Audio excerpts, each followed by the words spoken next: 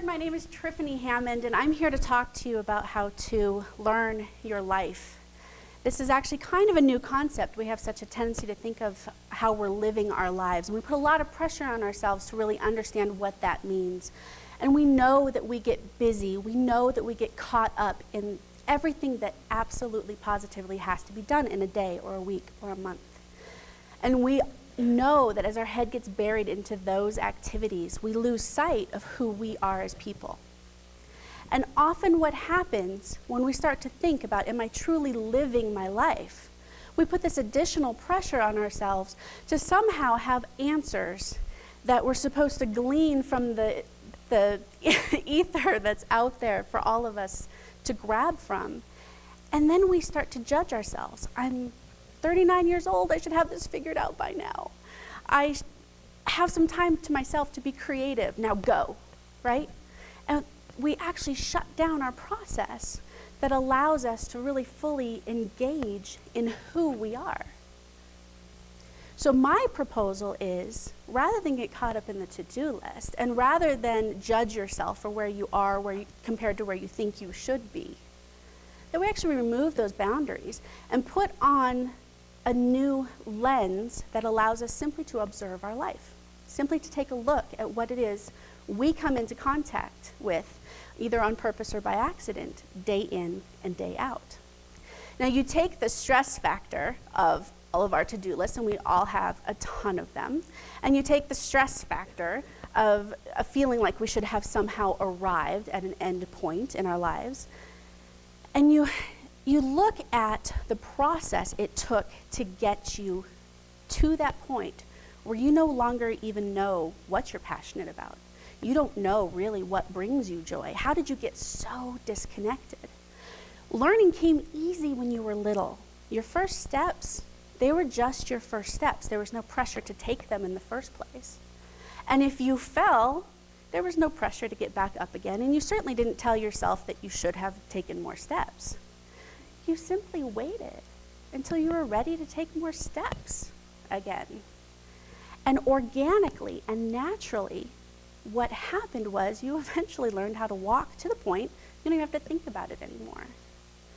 So what's really missing from this continuum that we swing, from the doing to the expectations of being, is a kindness and a compassion to yourself, to simply just engage in your life, simply learn from it. Oftentimes we feel so sure we're headed on the absolute right track, only to find ourselves completely derailed, and it's extremely frustrating. And what that has done is it's conditioned us to be afraid of those first steps in the first place. We now have an inherent fear of failure, and it paralyzes us. It paralyzes us in our interpersonal relationships. It paralyzes us in our professional choices and in a number of different ways, and it's scary. I had an interesting conversation with my kids. My kids are so wonderful. They inspire me in so many unbelievable ways. And we were talking about what it really truly means to live from an inside place first, rather than absorbing the external and saying, this is our world. Looking internal and saying, no, this is my world. And I asked them, if you were to create a world from scratch that was conducive to someone looking at themselves first, conducive to a personal practice or a spirituality of sorts, what would your world look like? And my kids are kids, so they came up with purple skies and pink trees and tiny people and all kinds of crazy things. But what we got to at the end of that conversation was an amazing realization that they were really talking about beautiful nature, a diverse population, not only of physicality, but of personality, different ideologies. We already have around us the stimulus and the phenomena to engage in it and just go, wow, that's really cool. What does that mean to me? How can I apply that to my life and my understanding of the world? We already have what we need. It's all right there. Now, for those of you who are engaged in a personal practice or a sense of spirituality, you know exactly what I'm talking about, and this is resonating, sounding true. For those of you who are more scientifically minded, let me tell you what this means to the physical brain. Here's what we know about the brain. We know we have an unconscious part of the brain that deals with our bodily functions, our breathing, our heartbeat, our blinking, all of the things we don't have to think about. We know that we have an emotional part of the brain. This holds on to our memories, our emotions, and our reactions to life. This is where the fight or flight lives in our physical brain. Then we have this beautiful, wonderful, incredible, big part of the cerebral cortex that holds everything we choose to learn. Everything that is physical that we want to learn anew. Everything, new languages, new skills, all of it. Now what happens is, as we take input into the front of our brain, it finds its place where it needs to be in the brain. And if there is stress involved, it completely bypasses the part of the brain that holds on to creativity, problem solving, the skills you've learned. We're bypassing that when we introduce stress. Now you think about your to-do list. You think about the pressures you put on yourself to be perfect. That's a lot of stress. You add to that the fear of failure. You have made such a habit of bypassing the part of your brain that's most important to you. How many people do you know who, when they stopped their learning process, whether it was high school or college, that became their glory days? They didn't change their taste in music, their taste in mates, their taste in anything. That became the end point of their personal development. And what I'm talking about today is that we have everything we need to continually evolve ourselves. We have the opportunity in every single moment to choose to look at it as a learning opportunity, especially when it's painful to do so. So then we ask ourselves, what do we learn then? If we're going to put on an observer's lens, what do we put in our lives? A lot of people know that what they're missing is something that brings them joy, to sort of refill their spiritual well. A lot of people also know that they have no idea what that is. And so they go, well, I was once interested in photography, or I was once interested in this. And they go out and they seek those things, but it becomes another set of to-dos, right? I'm saying this, if you want to do that, fantastic. But how about you just take a look at the world around you and start asking questions? If you have that visceral response, that strictly emotional response to somebody's opposite opinion from yours, ask yourself, why did you respond that way? What triggered me? How about that? What can I do differently? What's in that person that makes them behave that way toward me? And what happens is you begin to evolve yourself to the point that you look at other people's reactions differently. The compassion becomes easier because you recognize everybody has their own burden, everybody has their own story, but it came to you organically because you asked the question, why might they be doing that?